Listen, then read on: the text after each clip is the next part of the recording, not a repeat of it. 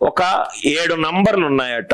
ఒక P1, P2, P3, P4, P5, P6, P7 7 నంబర్లు ఉన్నాయట.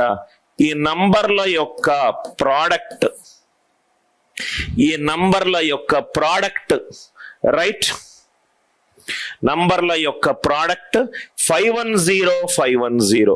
ఈ నంబర్లను మల్టిప్లై చేస్తే 510 వచ్చింది. ఓకే, నంబర్లు ఈ ఆర్డర్ లో ఉన్నాయి. అంటే P1 అనేది చాలా lowest number, P1 less than, P2 less than, P5 less than, P6 less than, P7. P1 అనేది చాలా lowest number, P1 less than, P2 less than, P3. P1 అనేది లోయెస్ట్ వాల్యూ. అన్ని నంబర్లు ఏం చెప్పాడు ఇక్కడ? ప్రధాన సంఖ్యలు అని చెప్పాడు. P1 prime number, P2 prime number, P3 prime number, P4 prime number, P5 prime number, P6 prime number, P7 prime number. ఒక్కసారి లాజికల్ గా ఆలోచించండి. అన్ని నంబర్లు గనక ఆడ్ నంబర్లు అయి ఉంటాయి, అన్ని నంబర్లు గనక ఆడ్ నంబర్లు అయి ఉంటాయి, ఏమయ్యేది answer? Odd number into odd number, odd number into odd, odd number into odd, odd number into odd, into odd, into odd. Answer ఏమొచ్చేది? Odd number. ఆన్సర్ ఏమొచ్చేది? Odd number. కానీ ఇక్కడ రైట్ హ్యాండ్ సైడ్ ఏముంది? 510 510 510 510 even number. అంటే అన్ని నంబర్లు odd number అయ్యే chance లేదు, అన్ని నంబర్లు ఆడ్ నంబర్లు అయ్యే ఛాన్స్ లేదు, అన్ని నంబర్లు ఆడ్ నంబర్ అయ్యే ఛాన్స్ లేదు. ఉన్న ప్రధాన సంఖ్యలో ఒక్కటే ఒక నంబర్ ఈవెన్ నంబర్ అవుతుంది.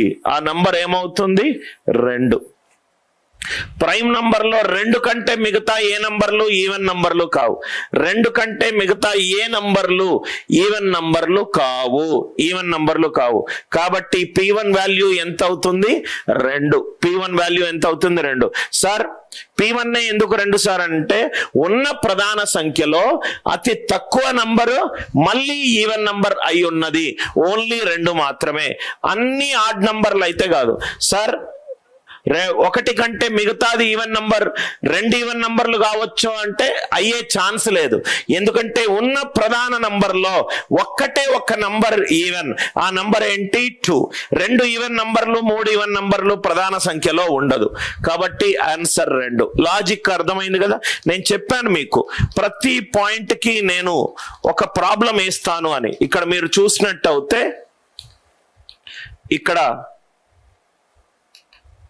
ఇక్కడ మీరు చూసినట్టు అయితే ప్రతి ప్రాబ్లం కి ఇక్కడ చూడండి, 2 is the only even prime number, 2 is the only even prime number. దానికి సంబంధించిన example. Logic clear? Next doubt ఏమన్నా ఉందా? Pavani is asking fifth problem ఏమవుతుందంటే 79,99,973 పావని. అంటే అదేంటంటే 80 లక్షలకి 27 తక్కువ. 80 లక్షలంటే 8 into 10 power 6 minus 27, 2 into 10 square whole cube minus 3 whole cube. a cube minus b cube, a power n minus b power n is always divisible by a minus b if n is odd. అంటే ఈ number కి 200 minus 3 197 factor. 1 గాని number గాని ఉండాలి. Right? దయచేసి Sampath comment లో type చేయకన్నా. So 10 అర్థమైపోయింది. ఇంకోటి 11 P1 P2 P3, ముందు క్వశ్చన్ ఏమో into, P4 P5 P6 P7 ఎంత వచ్చింది? 1 2 3 4 5 6. 1 2 3 4 5 6 సేమ్ క్వశ్చన్ ఇదే. P1 అనేది చాలా తక్కువ నంబర్, ఈ ఉన్న నంబర్ లో smallest number. P1 less than P2 less than P3 and so on up to less than P7. P1 అనేది స్మాలెస్ట్ నంబర్, P1 అనేది స్మాలెస్ట్ నంబర్. సేమ్ అదే అప్రోచ్.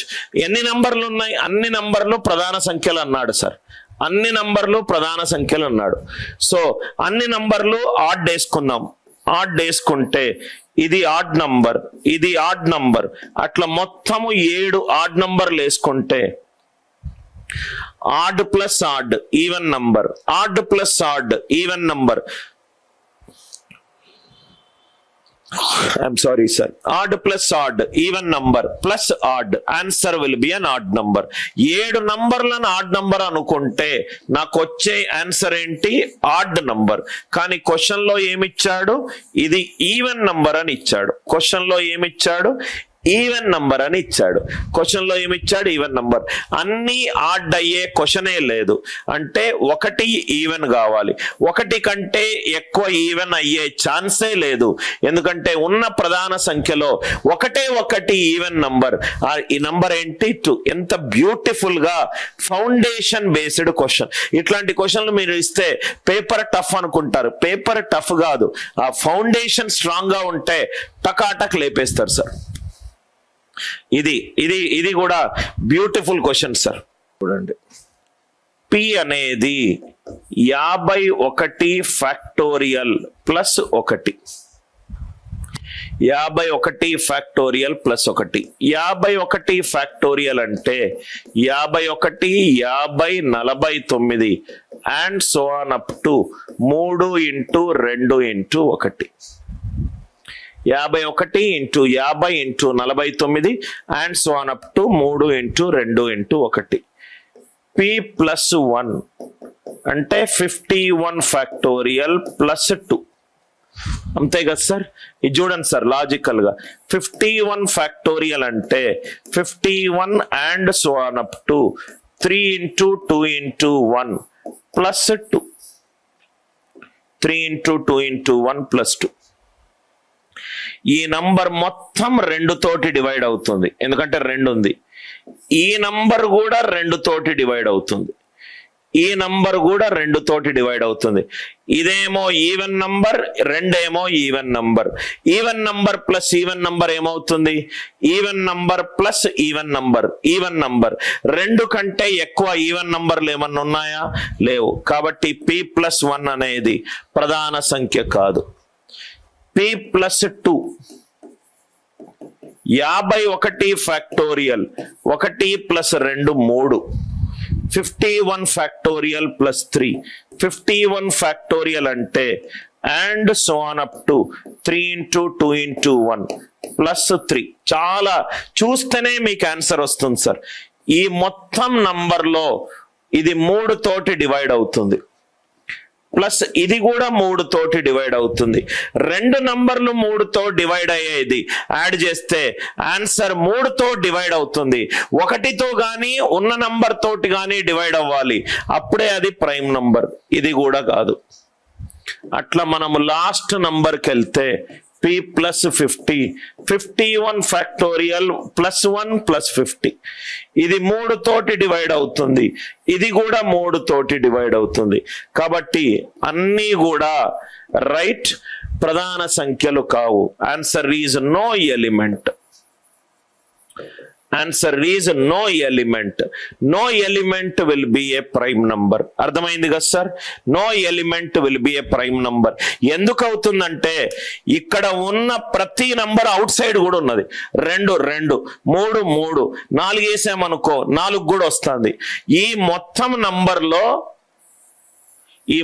నంబర్లో దాని తర్వాత ప్లస్ చేస్తే యాడ్ చేస్తే ప్రతి నంబర్ ఉన్నది. 1 + 1 2, 1 + 2 3 దీంట్లోనే దాగుంది. 1 + 3 4 దీంట్లోనే దాగుంది. మీ అందరికీ అర్థమైంది కదా సార్?